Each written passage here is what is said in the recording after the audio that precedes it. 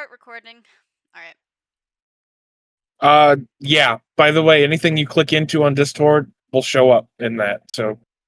Well, I have Discord. Don't click another thing. Okay, well, I have Discord open on my other monitor. Do you guys want Discord to be in the video? I have mine set, so, like, the top part of my screen is the character sheet, and the bottom right's Discord, but that's fine. Hold on. I didn't realize we preferred to have Discord. I can't dual monitor set up this shit, so I don't know how that works. I mean, we don't need it. I'm just saying how I do it. No, it's too late now. I'm minimizing my screen.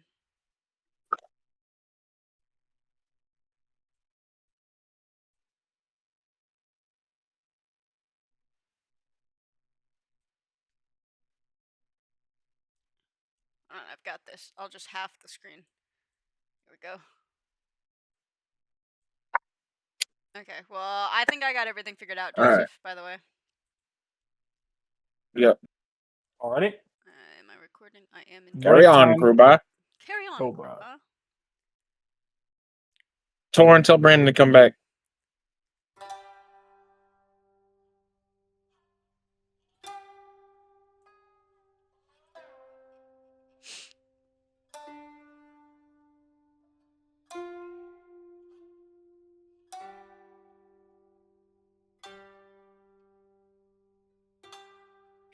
Joseph, is there a way we can turn down the music? I don't want the music to overpower, because some people are really quiet in the recording. There we go. How's that?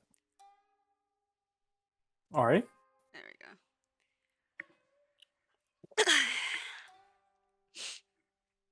Brief interlude now, over. Raymond. Or should I say Jim?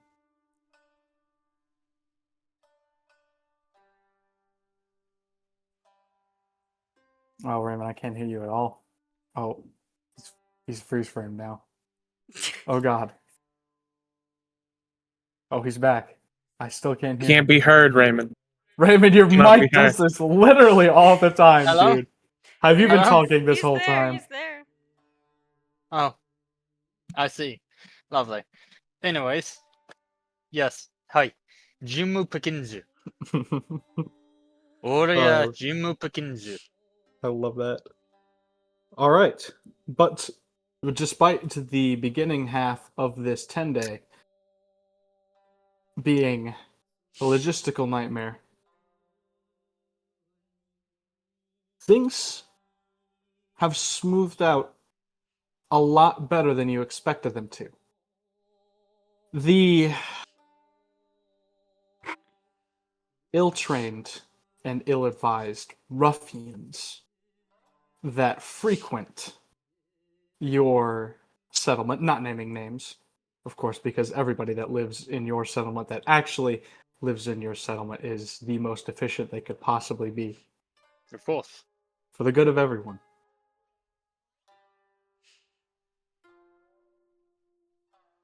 But some of these individuals have gone scavenging. Against your orders, some of the local destroyed settlements, as disaster has run through this area, and winter's early arrival has put the final nail in the coffin in some struggling areas, so to speak. But I just want to let you guys know Torrin is going to be back later. They were randomly had like a jump of anxiety, so they're going to be back in a little bit. Sorry to interrupt you, though. Please continue. No. You didn't interrupt. Thank you for letting me know. Yeah.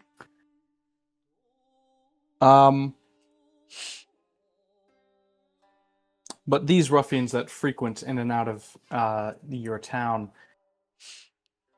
have managed to bring back a wealth of forgotten supplies. This includes not just treasure and silver and other items, but occasional amounts of gold and, better than money, food. Food stores that the dead will not eat and that the rot has not reached, making it a boon for your town. And as these raids continue, more or less without your knowledge, your settlement becomes more and more inured to the worst effects of a failed crop during winter. That, and additionally, the waters in the region have cleared up quite a bit, enabling fishing and enabling some serious catches from wildly different times of year, as you figure, well, the ocean must be confused about the snow as well.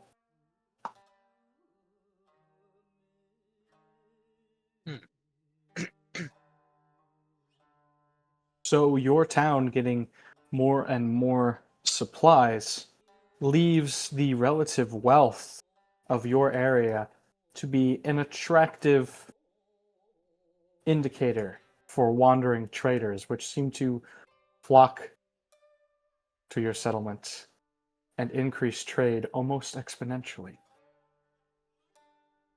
So where disaster loomed, a great boon has struck your settlement all of a sudden, and you are making more money than you were before.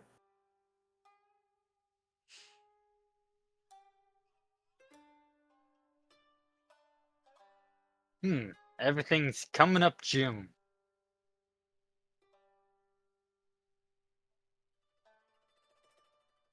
Ah, more money.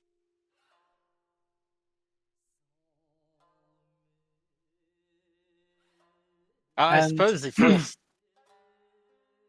No, go ahead. I suppose. I would like to try and see if I can do anything about making sure that even after the snow clears up, these Martians will still be interested in coming back and maintaining this business as well. So you're perhaps going to go down to the village proper and see some of the merchants that are in the area?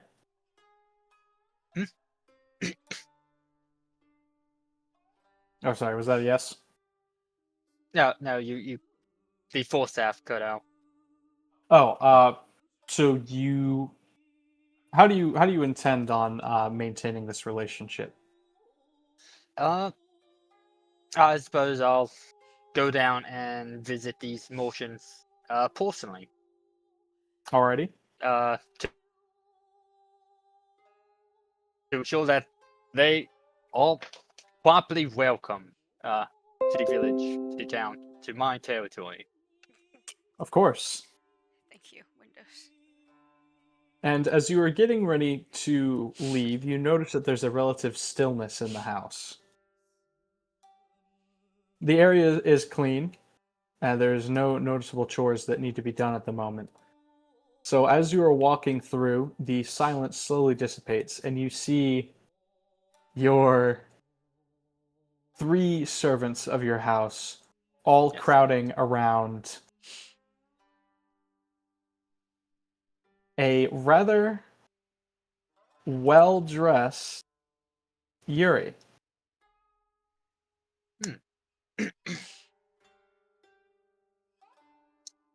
And they're all crowding around her and sort of fussing at her almost. And then they see you approach, and then they all secretively turn away and leave. Yeah.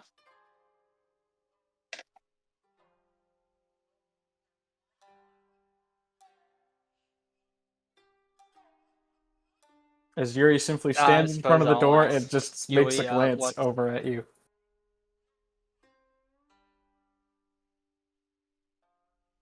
What's the special occasion? And Yuri does not say anything. She simply looks at you. I do believe I am warranted to look nice every now and then. Am I not? Of Seems course. to kind of turn away as she says that, and she seems to be obfuscating her facial expression.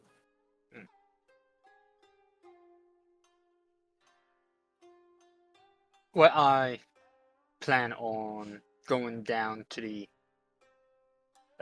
village to visit some of the new Martians that have set up in town.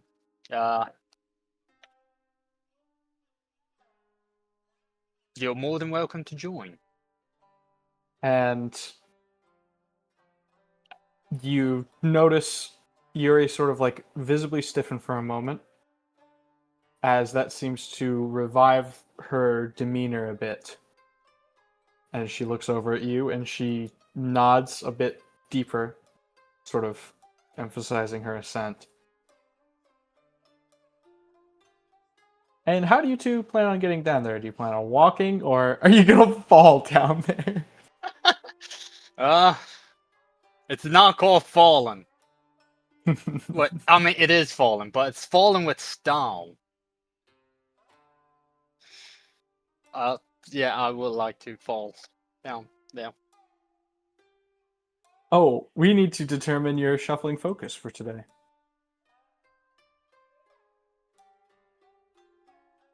Joke's on you. You actually can't fall. Busting out the table. Void again. Oh. What? No, you don't roll. I roll. How do I roll? Oh, okay. Let's see. Should be able to give you permission for this. Hey, reopen my character. Quick thing. I think I'm gonna go to bed. Oh, okay. Thank you for the 10 minutes of playtime. You're welcome. But I have to be at work by 9 in the morning. So Bye Good bye. night. Good night. Sounds Bye. awful. Bye. Bye.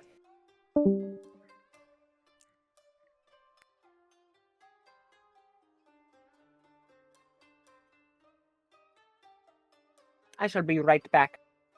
All right. Have fun. You're slowly losing more and more players. I know, it's just very sad. It's fine. I'm still here.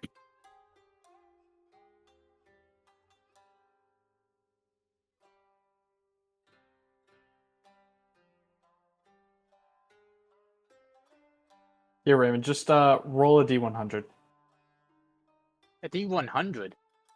Thought this was for the Oh, sorry. Not d100. plane D20. away. It is. Sorry, Wait, not what am I d100. rolling for? You're rolling your shuffling focus. Shuffling focus. Yeah, which element you got for today, pretty much. Oh, right. We did say D15.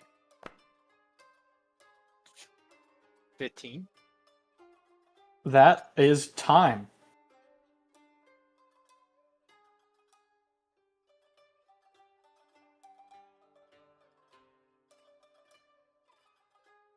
Yeah. It's been the first time in a good while that you've gotten time, actually.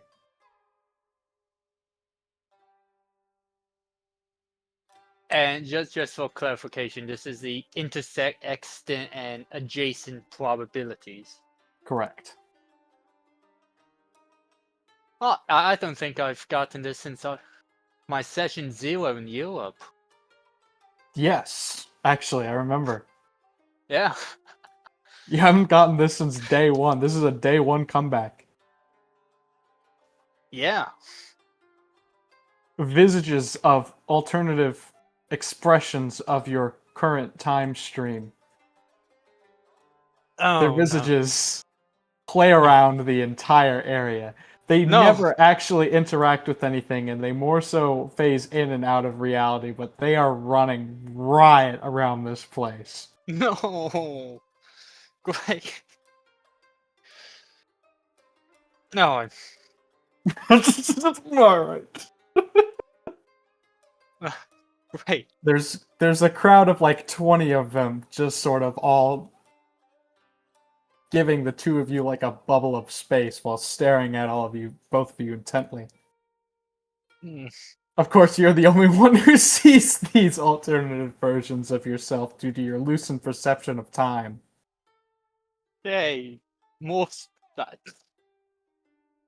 Finally, another D&D session where Jim has schizophrenia. Alright.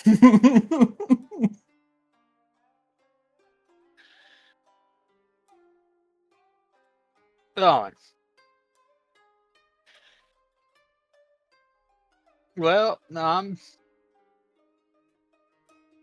I think I'm ready to go down to the village. Like that Already? like that one Christmas song. Alrighty. And the two of you make it down well-maintained, sort of decorative stone path that leads slowly but surely into the village proper. And whatever you were expecting at the base of the hill into the settlement that you have made more and more your own these past few months, whatever you were expecting, it certainly was not this. You walk in and you see almost what seems to be a completely different settlement. There are rows and rows of tents, small paper lanterns lit up. The area is warm. There isn't a speck of snow on the ground that doesn't remain unmelted or at least partially thawed.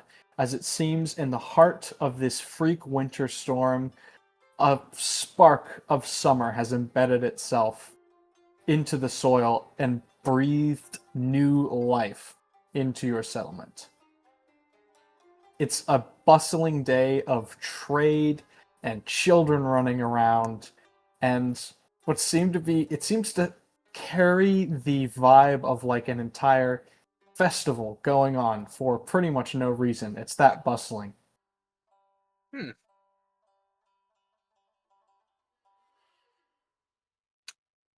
And you swear for a moment you can see Yuri's eyes just sort of like glittering.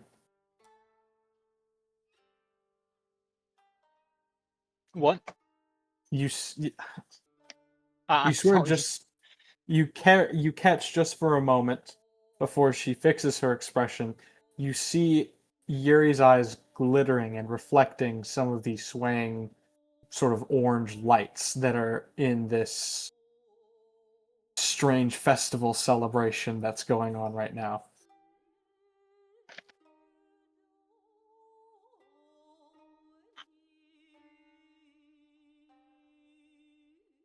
What time of day is it? It is late morning going into afternoon, but it is dim outside from the level of cloud cover. Well, I suppose I'll yeah, no, let's. Yeah, I start looking around, visiting stores and booths and vendors. And amongst the vendors, most of them seem pretty wholesome. You recognize a few grifting schemes here and there from some of the regulars that live in your settlement. You kind of have wisened up to their tricks in the time that you've spent being able to poke around and definitely not spy on your people with invisibility. You notice a couple of those guys around, but most of these stalls look fresh, and some of them are selling items that aren't really particularly useful at all. You notice some stalls have rows of handcrafted paper lanterns with lights, and then there are other stalls that are selling food. You come across one particular stall which seems to be creating some strange balls of dough with some brown sauce on them.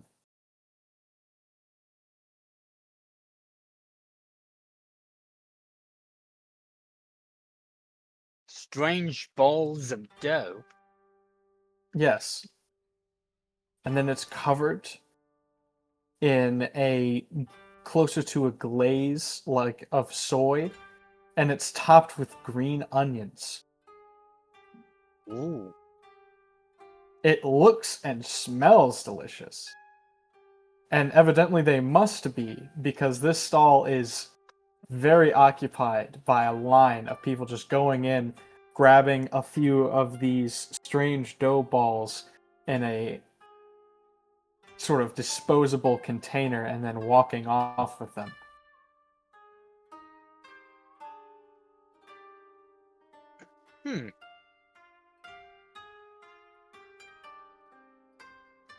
I'm gonna go get some. And Yuri seems pretty intrigued by this as well. She follows you over. And the vendor looks busy for a moment. He's an older gentleman with a bandana wrapped around his head as he's dutifully at work creating these snack food items.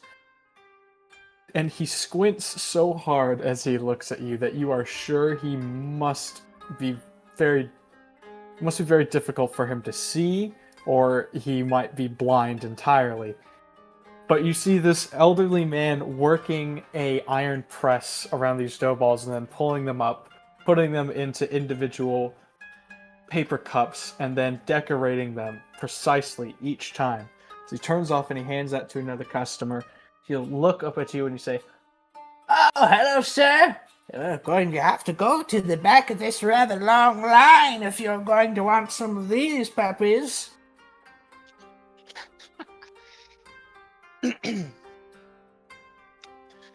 Even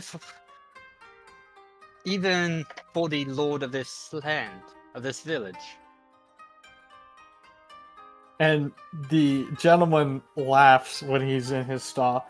"Well, Lord or not, sonny, you still need to respect the rules." "I should know." And he slowly turns around and you see indeed his eyes are not open, it's mostly eyebrow. "I should know because I'm old." Ah, I see.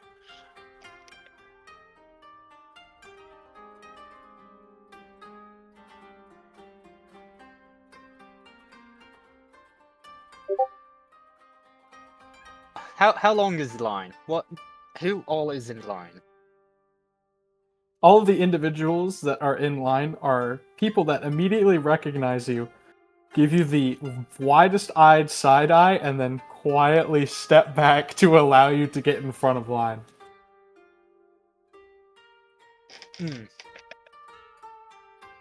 It would seem I'm at the front of the line. And you're unsure of whether these people are intimidated by you or intimidated by Yuri glaring at all of them. Oh. Probably a combination of both. And the elderly gentleman stops, turns back. "What? That sure did go fast." "All right, son, how many do you want?" I'll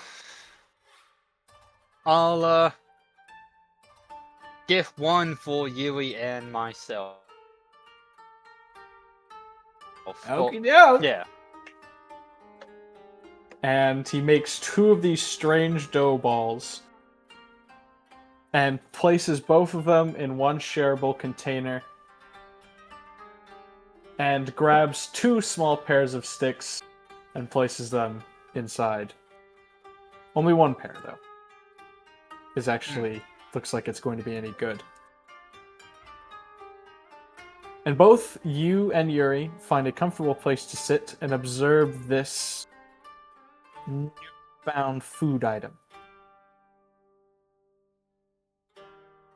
You have a suspicion for what it might be. You think you may have seen these before. But you just kind of want to find out yourself. Before you can take a bite and enjoy whatever this strangely delicious looking food item is, you're about to take a bite when something catches your attention. You look up and you see a figure cloaked in darkness with a familiar pair of red sunglasses, giving you a look that pierces through the stalls of the vendors and quickens your heartbeat a little bit as you remember your first encounter in a nearby forest.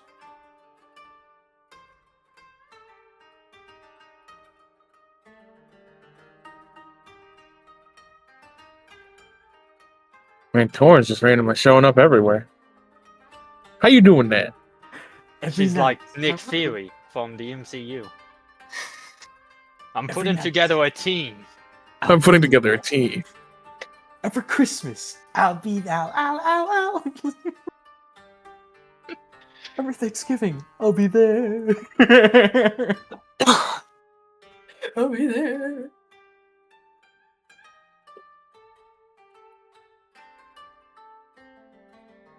I Putting suppose together a squad. One might even say it's a suicide squad. what is this? Some sort of suicide squad? All of you have almost died at least once, so that's not even inaccurate. Bullshit! Not yet.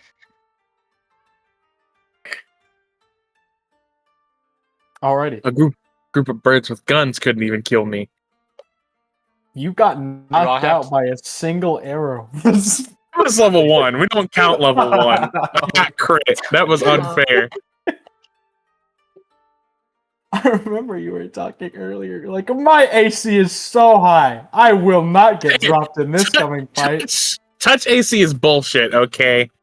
Touch AC should not exist. The old heads would disagree with you. But this individual, as much as they haunt your dreams, they also haunt your current waking moment.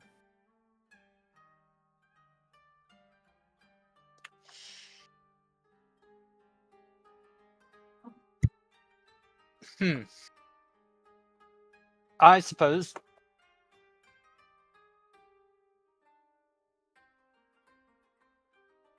I mean, are they actually there? They are indeed. Oh. You actually see an Okay. elderly couple like passing by the cloaked figure, and they turn and look over at it,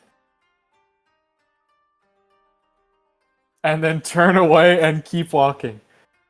You see a small child also pass by and wave frantically at this strange cloaked figure. And then you might see like a hand poking out from underneath their cloak, waving back. Alright, well. Like very ominous, a bit frightening, but in reality they're just kind of being a goober. But to you, this thing has given you nightmares, right? It's terrified you before.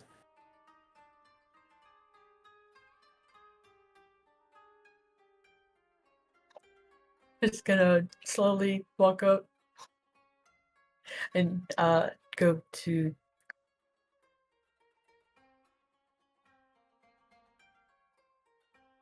the dough stand and just not even acknowledge, just walk on past.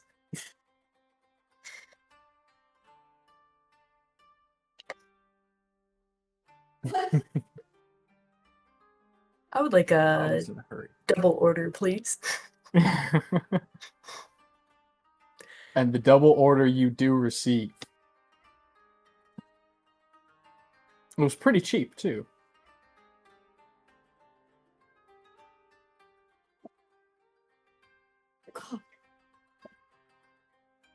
Delaney, please stop harassing me in my domain. I'm In my kitchen. in my domicile.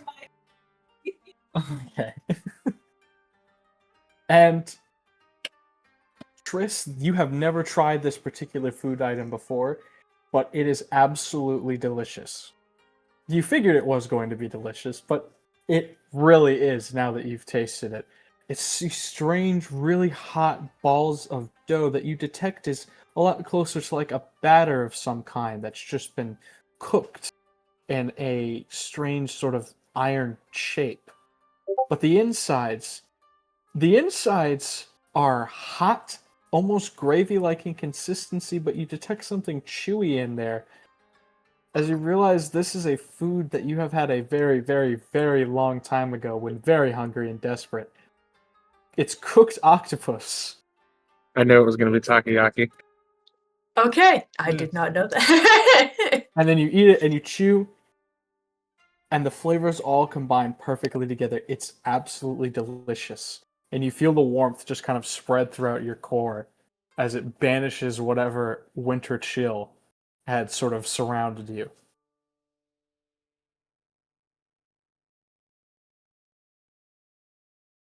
after finishing just one stick, just immediately turn towards Jim, have the other one, and just eat all of them at once. As intimidating as possible. And with my mouth being full, I'm gonna walk up and try to talk. Oh, hello.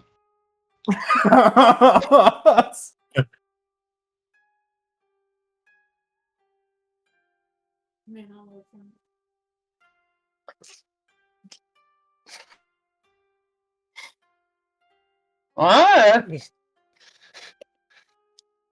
Hello, Tris.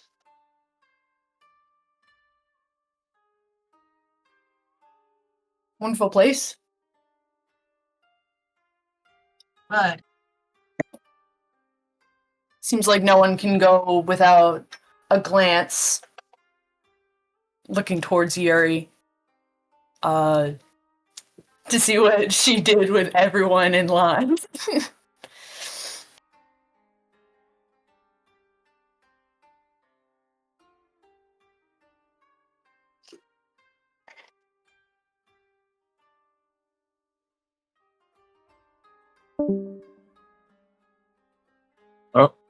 Oh shit. Raymond left. Raymond, are you still with us? He got too scared. Yes. Yes. You kept cutting out. The audio kept cutting out. Shit. Sounds like a skill issue. It's not a skill issue. The- You're the skill issue, or something like that. I don't know. Yeah, unfortunately, this is one of the biggest pitfalls of online D&Ds. This happens much more often than you think. Alright, so Tris comes up to me menacingly eating takoyaki. And what? What?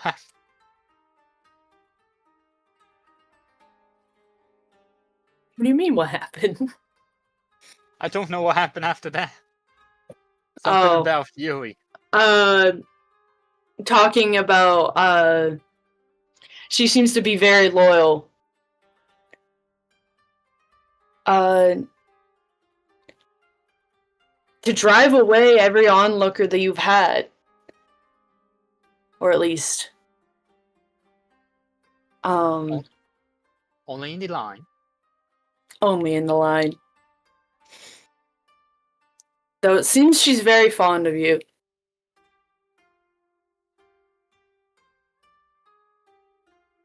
I wonder where began, perhaps, though.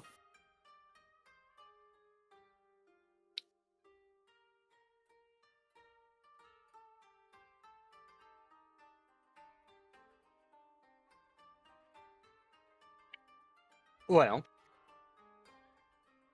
as everyone knows, Yui and I grew up together. She was what was it called? A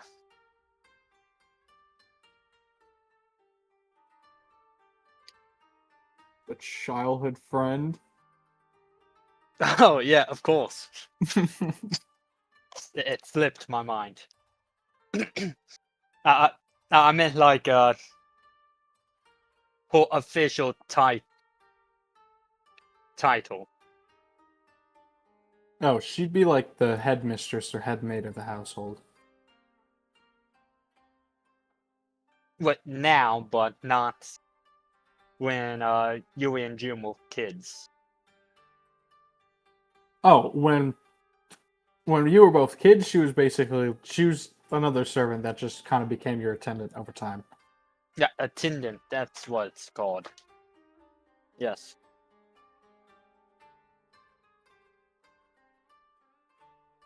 It's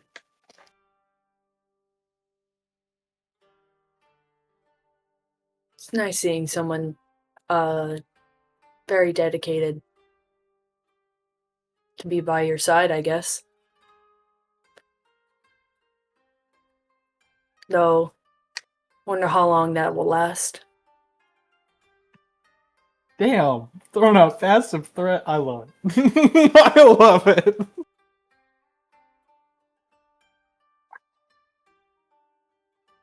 Did you just say you wonder how long that will last? Out of character, you're still cutting out. yeah, by they the way. did. Oh, Raymond, it's just you Yes. cutting up. By the way, I heard it all the way. That's Oh. why it was. That's why I reacted to it like that.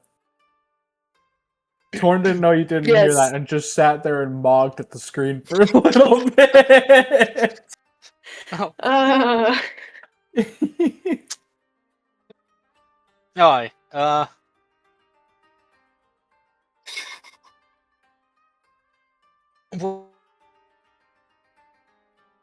do you mean by you just that? cut out. I didn't get it. Raymond, it's all you, buddy. It's all you. Hey. It's most of the time it's you.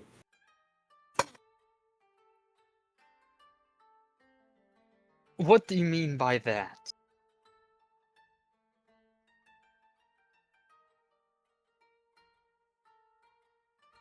It's not intended as any kind of threat, more or less a warning. But I understand that we're not the closest.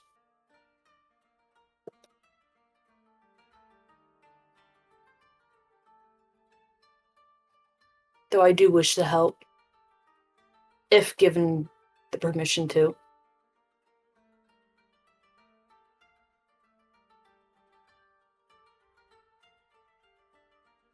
Though my hands and words are tied.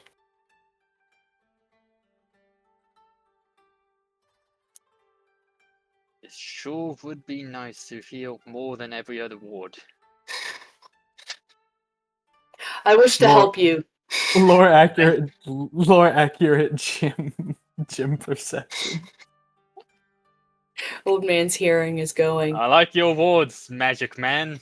It's just in I the like your it's just- funny words, Magic Man. in the background. It's just the other Yes. gems in Jim's head that every so often just decide to spin up the machine and start playing Ring of Fire. So it's just like every other word they're catching because Ring of Fire is randomly playing. No. Not at all. I was muted, but I wanted to be known that I also did the I like your magic words, funny man. I like your magic like- words, funny man. I like your funny words, Magic I Man. like your magic words, funny man.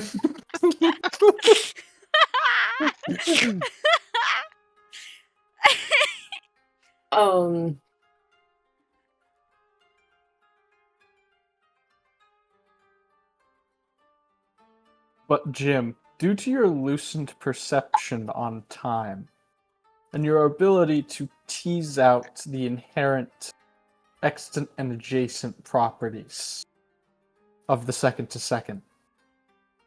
By the way, Brandon, you're also muted as well. You've been like talking. Okay, good. Okay. I know.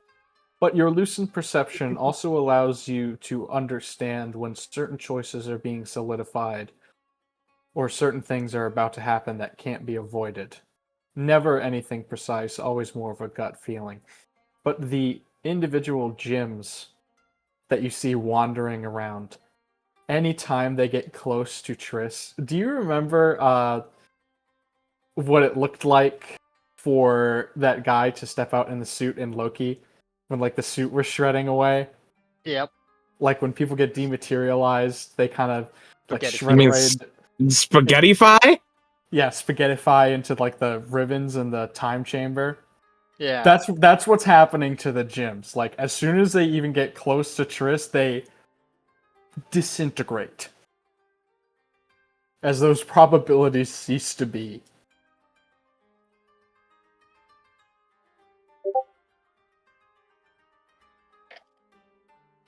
Yeah, pretty much that. Well, that's What the fuck? not concerning at all. And Jim, you're the only one that can see this, and it's just growing more disturbing as time goes on. I look around at the other gym, and You see there's a scene of like 3 gyms, like one is lying on the ground and slowly disintegrating, while 2 others are like beating the ground next to him. what? There's one gym that's standing nearby with like a single tear falling down his face as he pulls a hairpiece off of the top of his head and puts it at his chest, What? proving that he is yet another balding Jim Pickens. That there is no adjacent reality where you actually have hair. No.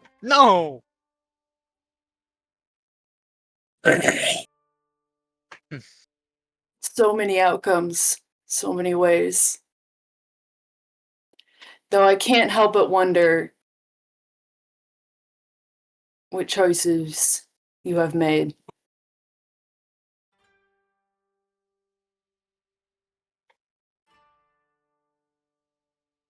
Does it really matter? How many? No. Though the decision does count. For every second is a moment wasted.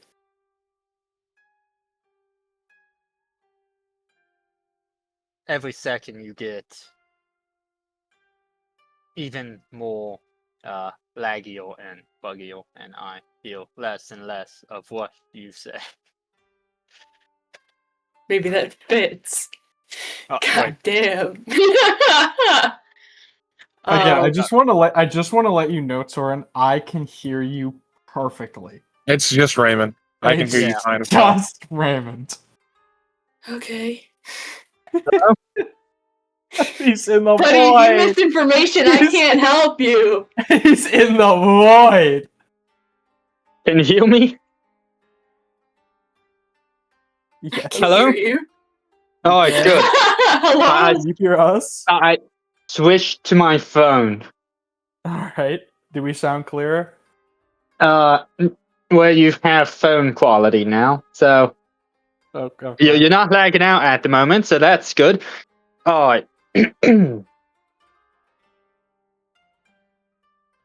we start from the beginning now? No, we are not starting from the beginning. You All right, remember? yep. You remember the gyms disintegrating? I'll tell you about the humorous scene again. There's one gym lying on the ground, slowly unraveling, as 2 other slightly different-looking gyms hover over top of him, both punching the ground in fury as one gym stands off to the side. A lonely hairpiece on his head he pulls off and puts to his chest in memoriam. As it proves yet again that there are truly no life paths, no instances in which Jim ever stops balding. Oh, then Twist said something about wondering what choices Jim has made in life.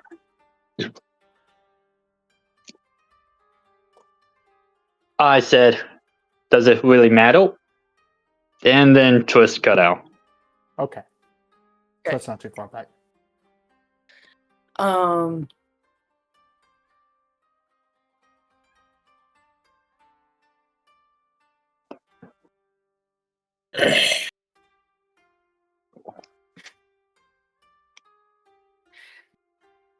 find it hilarious though. As Triss snaps their fingers, everything goes black. It's just you and me. Oh, great. I'm in the void again. Why do I keep being dragged back here against my will? Oh, you've been here before?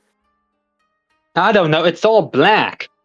It looks the same. I don't know if it's the same void or if it's a different void, but it's definitely a void.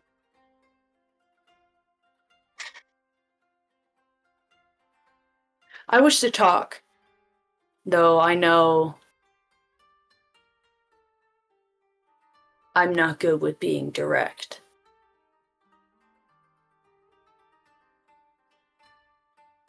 I want to help you. Though I can't say much more. For my hands, perhaps my lips, are tied. How much do you know?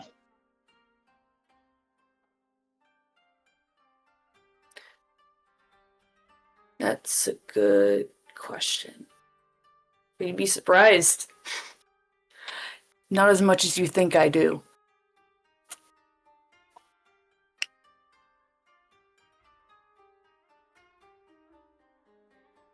Trish snaps back and goes to the scene resets to where all the gyms are becoming noodles.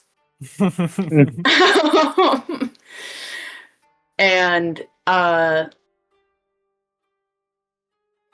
waves Jim to come walk with them. Walk with me. Walk with me. Walk with me now. Walk with me. Tell me, buddy, what is this place? Seems as though you have been here multiple times before, and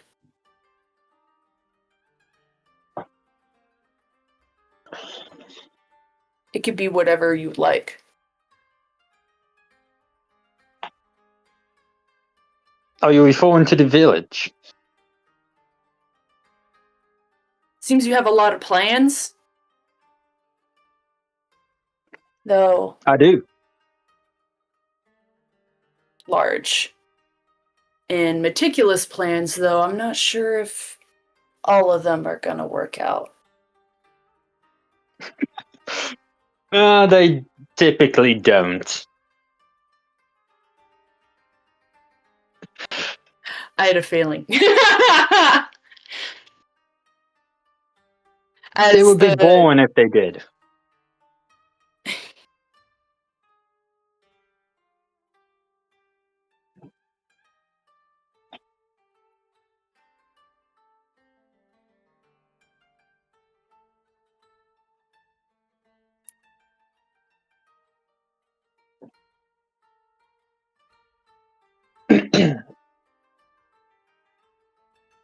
The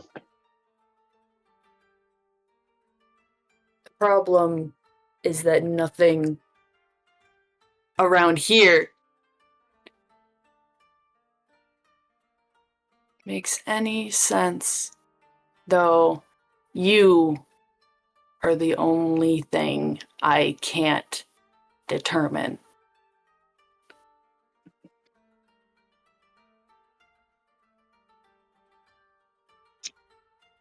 Well, For your choices, I'm sorry, continue. I didn't mean to interrupt you. no, you didn't.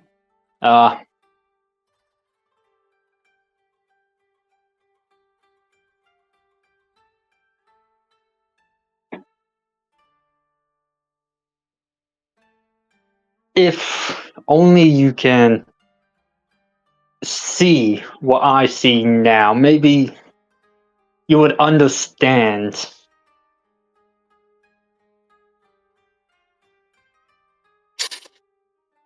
why.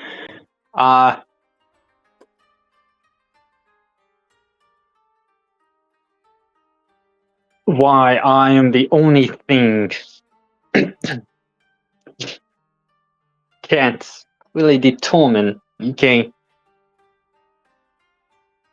see or fully understand or I don't know, use your thought, open your third eye to, or whatever your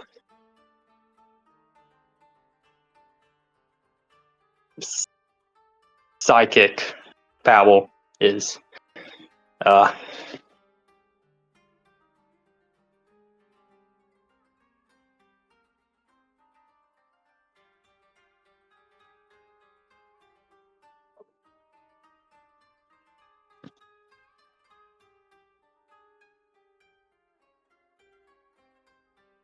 Hmm.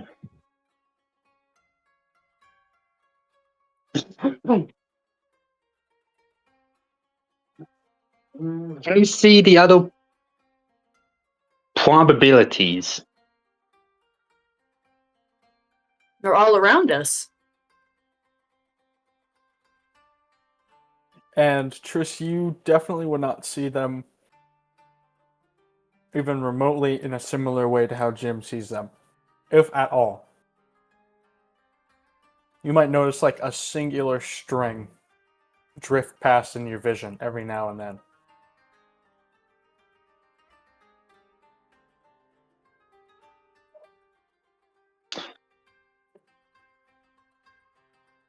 She sees the spaghetti version.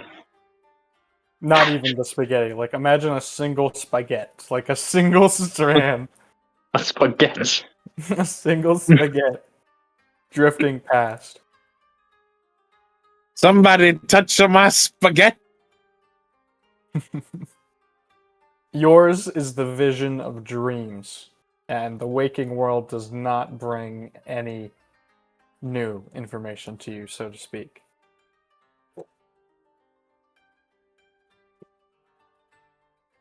That's a very fancy way of answering. You know, you do not see them.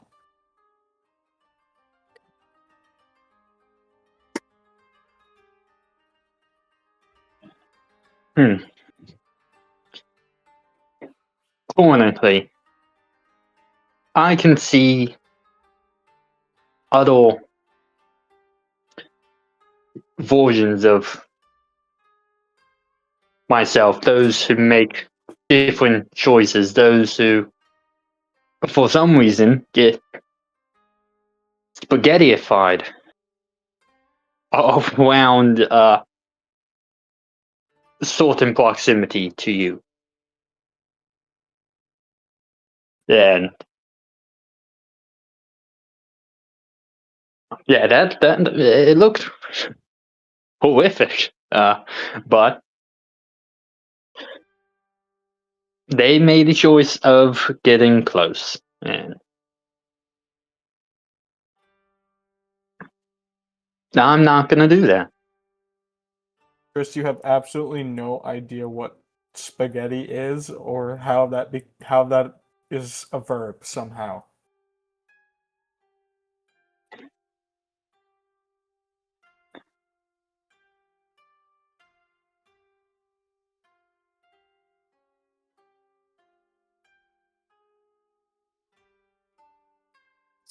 Spaghetti?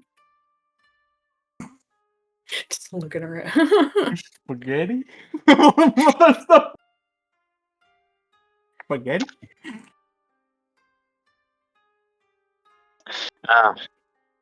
Yeah, I suppose you wouldn't know what spaghettification is. The next time I come across a grandmother, I would demonstrate.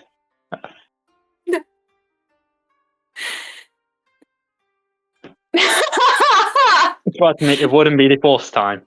Probably won't be the last time.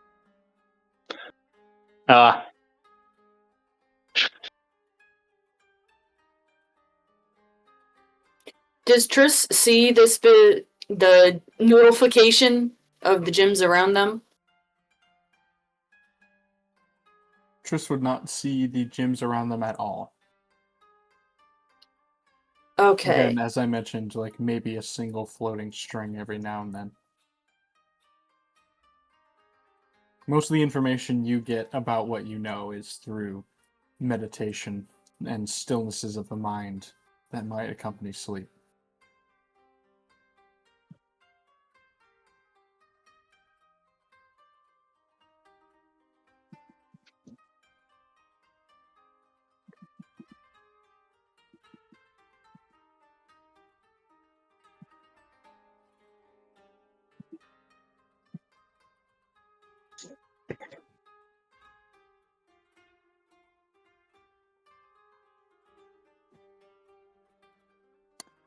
And I will pull away from this particular scene for a moment and bring us to Tensei, where we have more of a status report than anything else. Given the fact that you do live in a similar region, or not similar, but you're not too far away from Jim, this weather is also hitting you pretty hard. On the one hand, it has given you a good opportunity to train your soldiers in rough weather conditions. Fighting in snow is a different process from fighting in the rain or fighting when it's dry. It's fairly useful curriculum. On the other hand, it does mean that crops die early and people are left to subsist off of the whims of the ocean.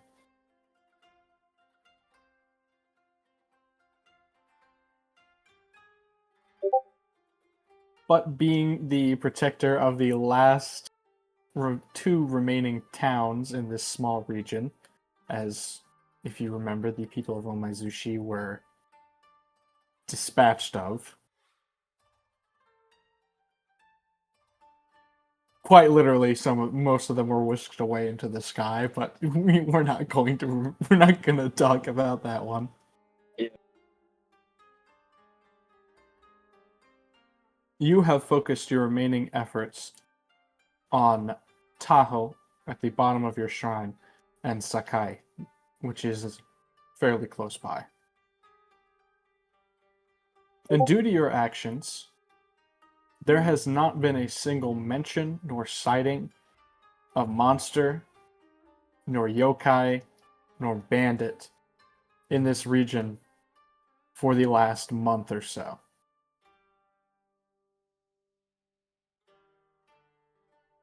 So while winter comes early, the people of Tahoe and Sakai could not be any safer than they are now.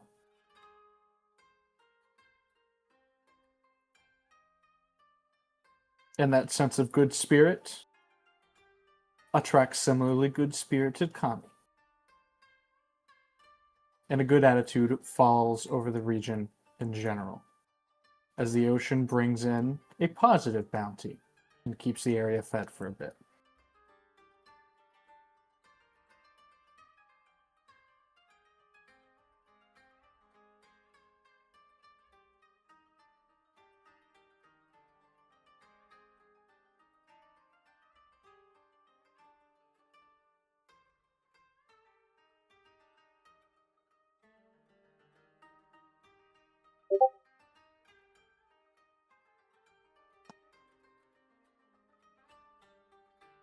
Good night, Torrin. Good night. Good Good night. night.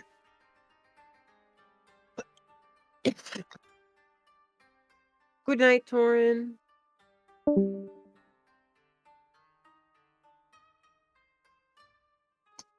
And it is during a set period of time when you are enjoying warm food and warm drink on the inner halls of your temple.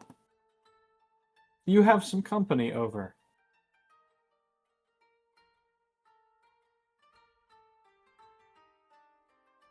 Who would that be? You are in the company of 3 individuals. You're in the company of a druid that you briefly met a couple of weeks ago, Kuru, the elderly gentleman Hasho, and Kansuke Iha, of course. My All good sharing- friend Kansuke. all sharing space within this temple. And bringing you pretty good company as you sort of while away this afternoon.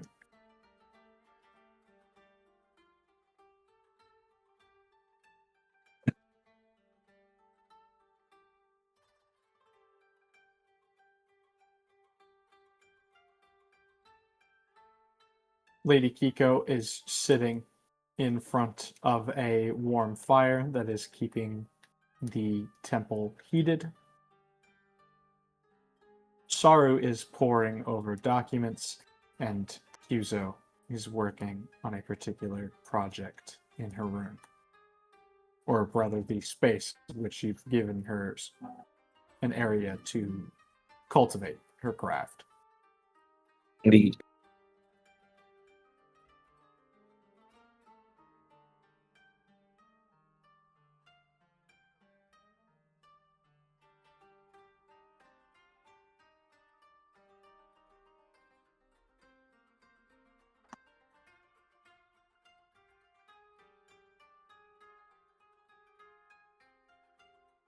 there anything in particular you do with this downtime?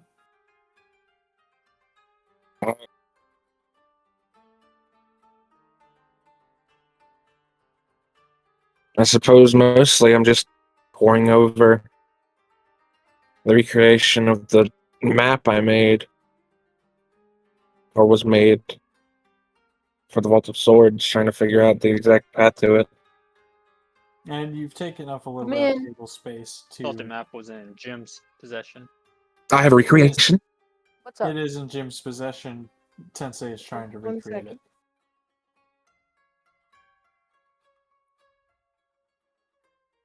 And while poring over this personal project, a small scroll is set right above your field of view that slowly grabs your attention. And it's Kyuzo handing you a sealed scroll.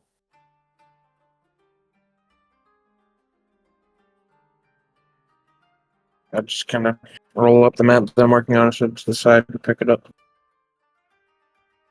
What might this be? Kyuzo herself doesn't really want to be taken away from her work for too long. So after handing you the letter, she will simply turn away. Very well. I suppose I'm going to open it. And you crack the seal on it and open it, and it is a short note, an elegant calligraphy that invites you to the quarters of the Madame to meet with a fellow representative of the region and negotiate positive terms, as they put it, in a very vague styling.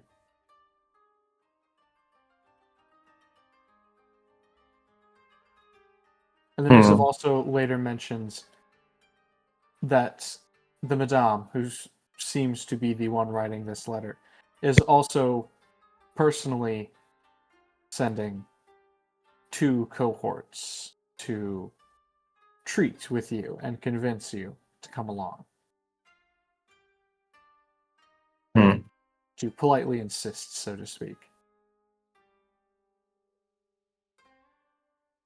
And you're unsure of whether or not to read that as a threat with how it is written, or if this is some kind of trick. You're not entirely sure.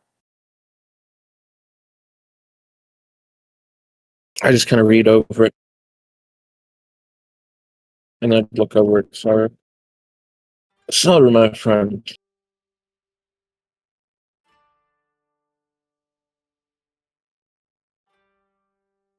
What would you make of this letter?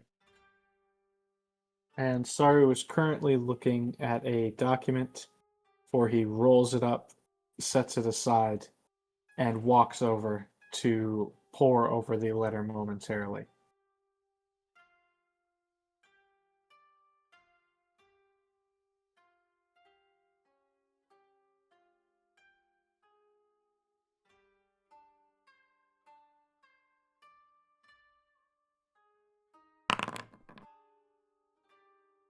Oh, dice roll was made.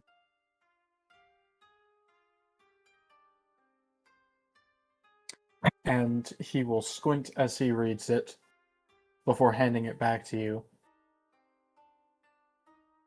I have never quite seen anyone with this fine level of handwriting before. If I had to guess, whoever sent you this, maybe the genuine article. Calligraphy like this isn't common except amongst nobility. I see. Who this is in particular? Can't say. Well, it's obvious by the contents of the letter that it's sent by someone associated with the Madame, who is a interesting political figure as of late. What can you tell me about them? And Saru will take that question seriously. The Madame is an elusive sort. We don't know too much about her. Nobody can truly claim to know what she looks like, as there seem to be multiple conflicting sources of information on the subject. Moreover, we know that she is the matriarch, the lady of power in a floating city that floats on the water along the shore. Mysteriously enough, the city doesn't seem to be rooted in place, as it is said that the Madame can simply will the entire settlement to drift back out into the ocean and change locations even overnight. As incredulous as this might sound, I have heard of stranger things. That's about The Madame seems to be interested in gaining as many allies as possible, and she has brokered many deals between even the bitterest of clans to get them to cooperate. But to what end, nobody really knows. If I had to make a guess, judging from that information, I'd say they're simply trying to put the odds in their favor no matter what.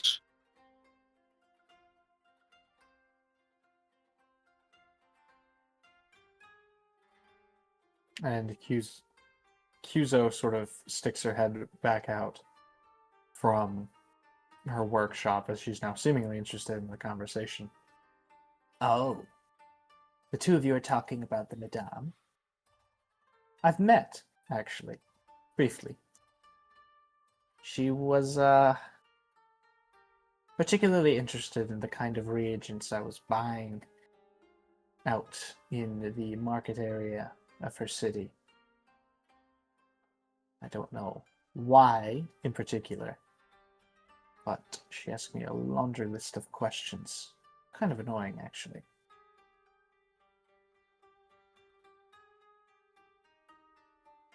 I could imagine so. And Kyuzo will fall back into her work. Saru would hand the letter back to you.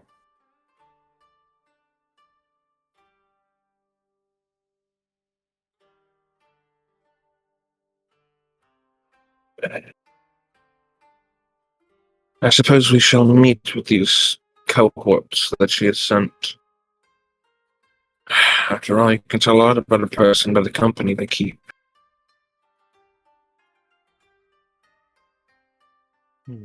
But I can't help but wonder when it communicates about a person regarding the company that they send away. Well, they obviously trust them enough to have sent them this way. I mean, they're important in some regard. I suppose we'll just have to meet them to find out.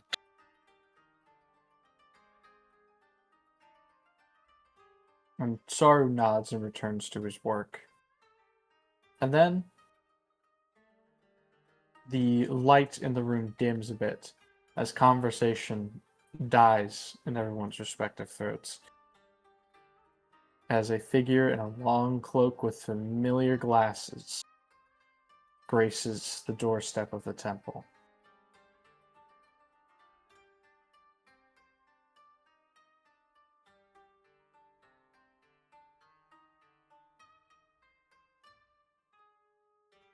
I suppose I just kind of look over at it. As Triss does arrive on scene like a harbinger of midwinter.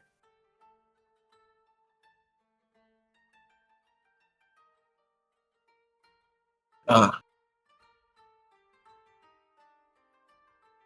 Triss, my friend, what brings you here?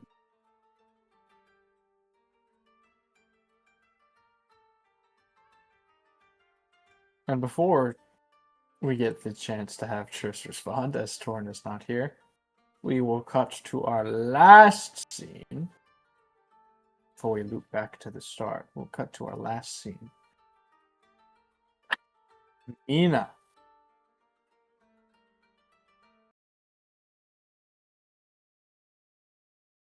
Uh, I didn't do anything. It wasn't me. Blame the other guy. Oh my god! Why are you so loud, Olaf? Why?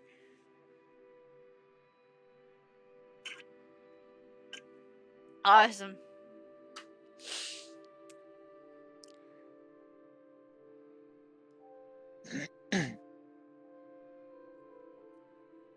And the RV, well, the no longer locomotive RV, as it were, nests right in the very center of a snow-capped river on the border between two territories, perfectly in the center of the border of two territories.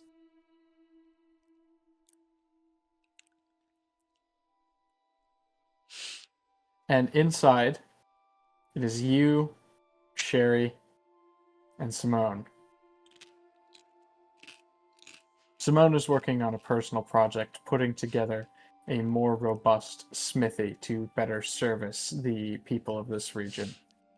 Meanwhile, Sherry seems to be tinkering with her firearms, taking them apart, cleaning them, putting them back together, and trying on different combinations of sights.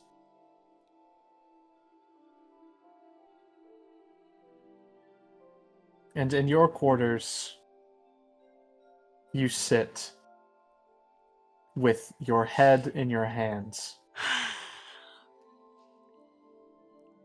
As Simone has left you something that he mentioned Memetem was working on.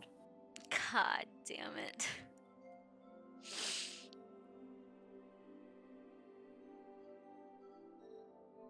And it's an entirely different set of colors from yours. But you see this well-fitted sort of feather shawl that Memetem was making for you. Except they weren't just making it with any old feathers, they were making it with black and orange feathers that would break up your silhouette more easily and make your job a little easier. A functional and traditional shawl in the style of Memetem's people. But they'll never get to finish it. So it's a rather lonely looking half shawl for now. And Awesome. probably forevermore. Great.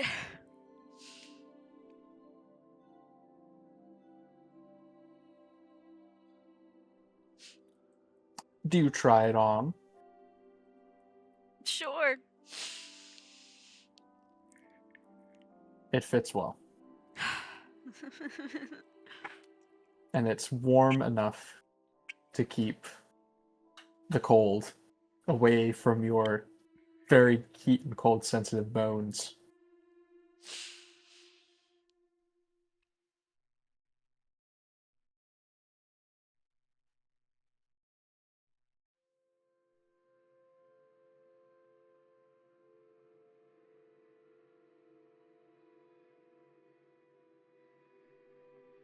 By the way, have you installed the heart? How would I have done that? Simone could have done it for you. Oh, sure. Why not? So not only are you currently relaxing in your downtime, you are also recovering from having another elemental infusion, so to speak. Yay. So Mina's not gonna blow up? Not for a little while longer, at least. Oh, that's good.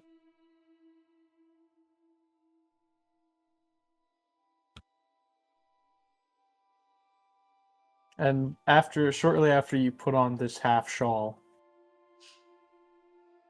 you just take a moment and sit there.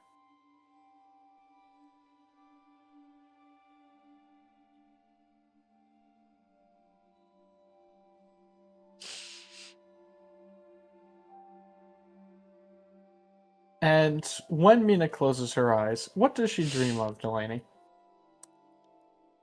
Oh,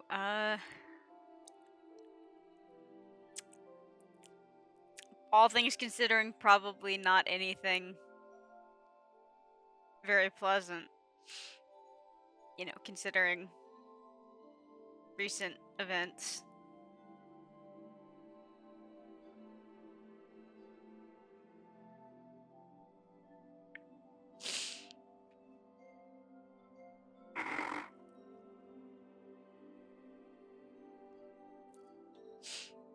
You would close your eyes, and Mina would dream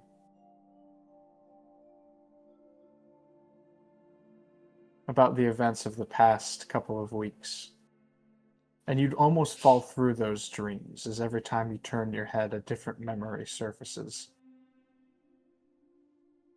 But comparatively speaking to where you go next, you would have much rather crawled back there and stayed there if you could have.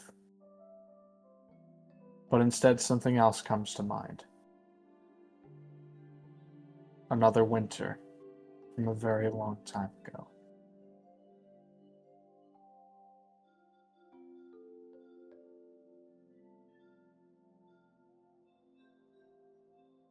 As a rule, the village did its best to take care of the orphanage.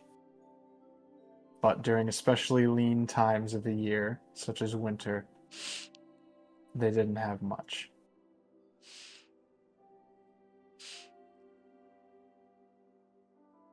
Your sister had been missing all weekend, and nobody could really explain why.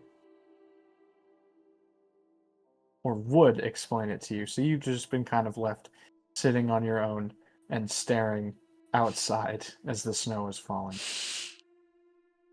But as this dream progresses and you feel the loneliness about to consume you entirely, the weight on your bed would shift, and you look up from your knees and see your sister with a strange steaming cup of something, one for herself and one for you.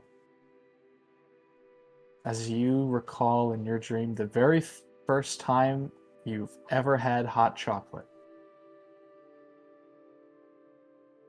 as that is what your sister had worked all weekend to purchase for you.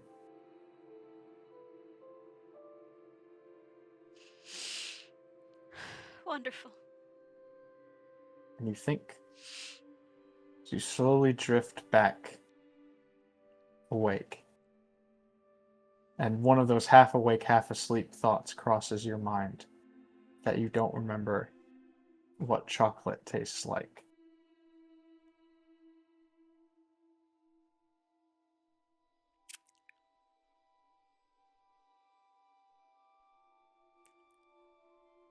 And you can't remember the last time you've ever willingly had a hot chocolate.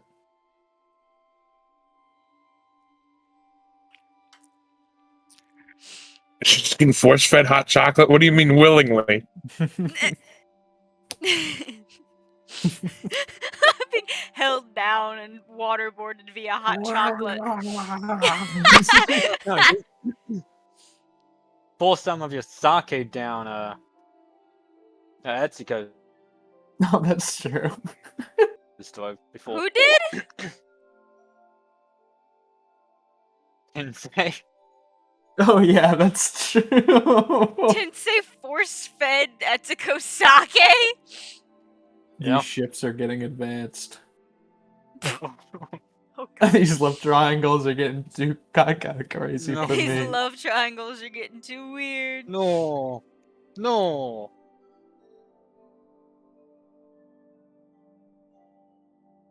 Weylyn, is that soup? No. Is it cereal? Okay. Which could be classified as a soup if one thinks about it. It is soup. I brought that up the other No. day, and you said you didn't like it very much. It's sweet soup. Oh, well, my mindset is probably clouded right now. But, Mina, you would spend some more time in your cabin. And you have a bit of downtime on your hands. What do you think you'd be doing around RV? Cry. No. For real. Can't spend all your time crying. Okay, first of all, fuck you. Mina hasn't had a breakdown in a very long Mina time. doesn't cry. Mainly No, because she just flips shit. the tears evaporate off her face, so there's no point. Hmm.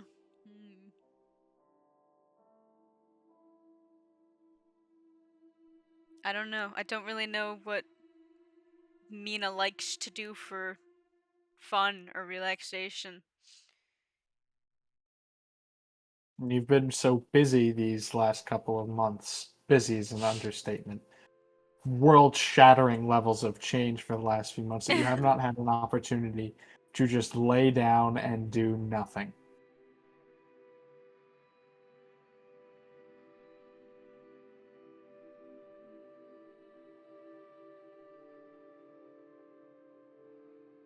Yeah, I don't know what she'd do other than just kind of lay there.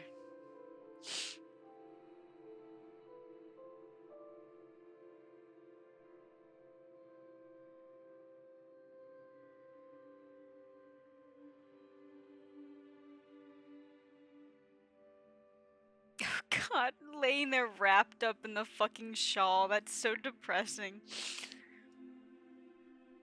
It's just her from the fucking video you made where their heads are side by side. Except there's only Mina there now. It's just her laying there like that, like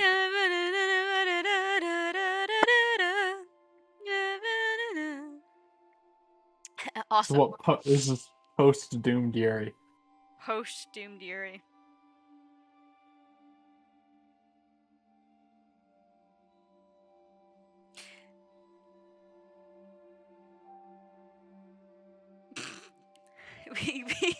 She could give herself a haircut.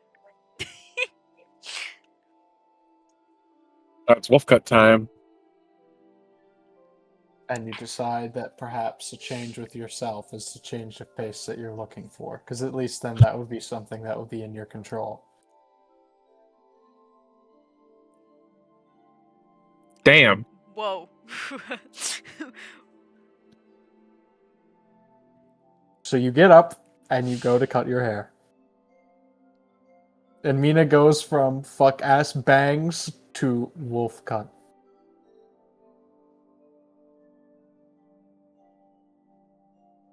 We love mental breakdown haircuts over change.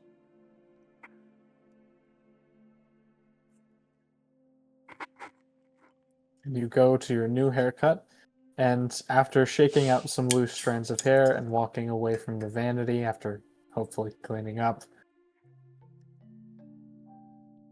Dude, she could just burn the hair. Hey, the easiest way to clean it up fucking terrible. is to cut it and then just let it fucking turn into smoke. You know, she could probably heat up her fingers enough to where she could just like pinch the ends of the hair off and then just flick them away. That would give terrible split ends. Oh my god. I would think you could use your fingers as a curling iron. That's great, actually. Or as a Except, heat straightener. I mean, she could use her claws to, like, cut the hair off. Mina has to have like the world's most resilient like curls ever.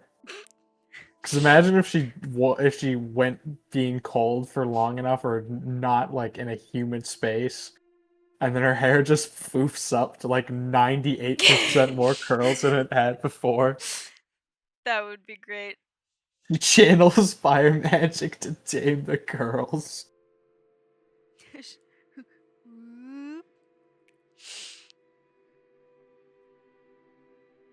It's like, what do you use with your druid magic? Oh, I curl my hair. What? What do you do with your ancient magics passed down from generation? I do hair. I do hair. Oh, you heard me. I said I do hair. Huh? Are you being intentionally dense right now?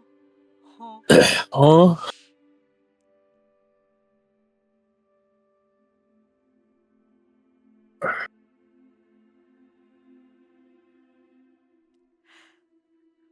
You're unsure if Liliana had curly hair or straight hair.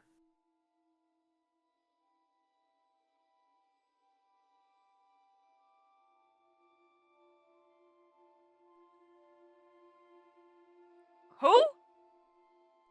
Your sister. Her name's Liliana? Mhm. When did you tell me this?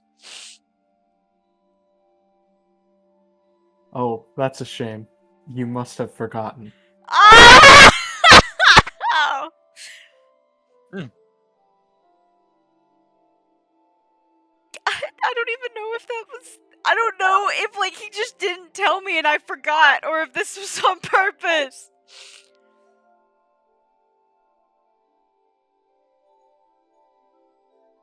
If that thought does cross your mind that you are unsure if Lily had straight or curly hair.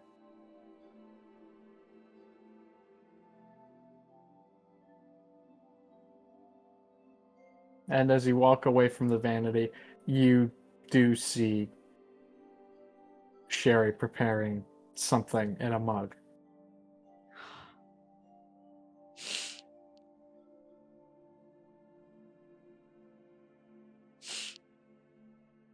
And your eyes just sort of keep trained on her as she picks up the mug after she's done preparing it, turns and almost runs into you in the hallway in which you're observing her. And she stops just short of you and avoids scrambling backwards and then looks up and she hands you a tin mug with a swirling brown liquid in it.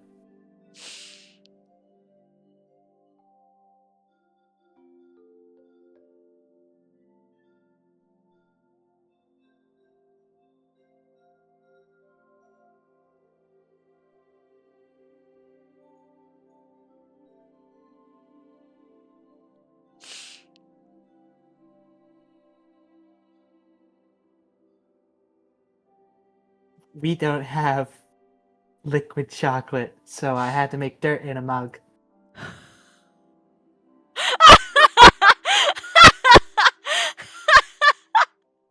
It won't taste anything like chocolate at all, I'm afraid. But I think you might want something warm to drink.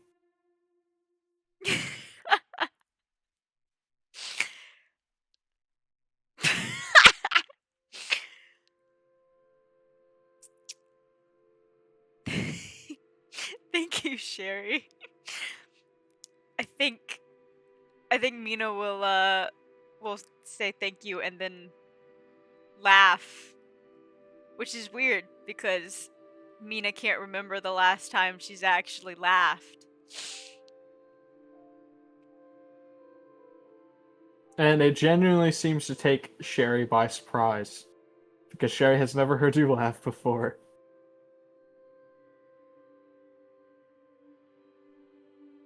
I don't think Mina has ever heard herself laugh before. At least that she can recall. And Sherry will look kind of embarrassed as her ears will just sort of turn red.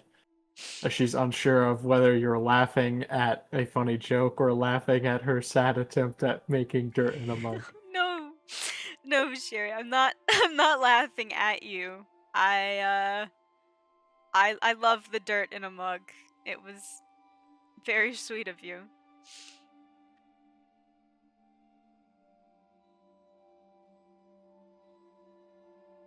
And she just kind of like pulls her hat over her ears and nods as she kind of just awkwardly shuffles away.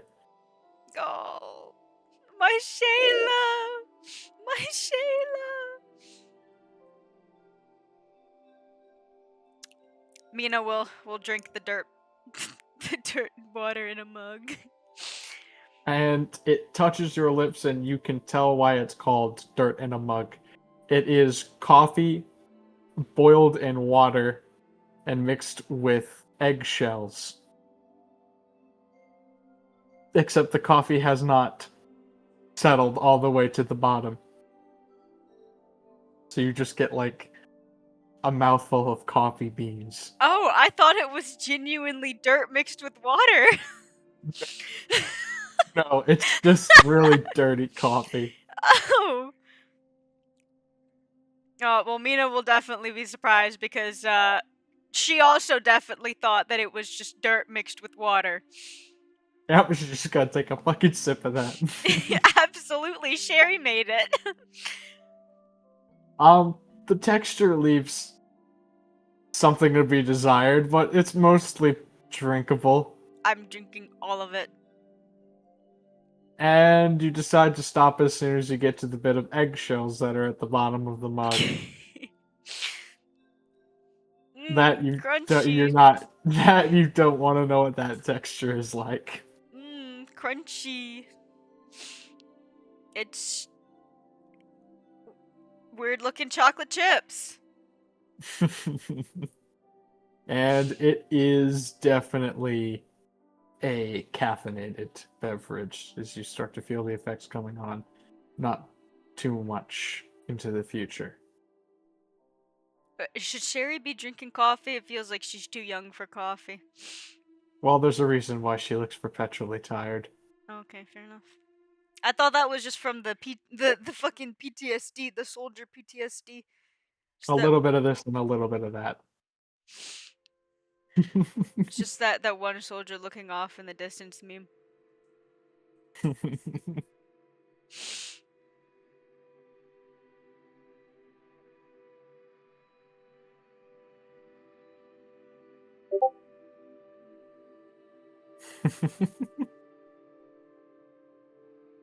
And eventually you That will one. cycle back around to your own quarters and while away the hours with a downtime activity of your choice. That is until your downtime is interrupted by 3 solitary taps on your window. My window. Yes, you have a window in your room. Okay. Well, Mina will get up and go to the window. Fuck's knocking on my window?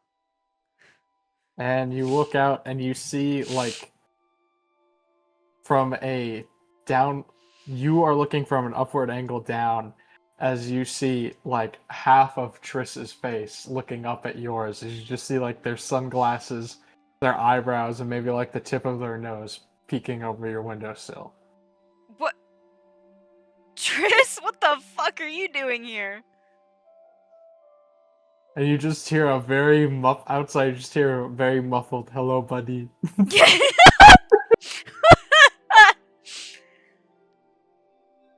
Hi?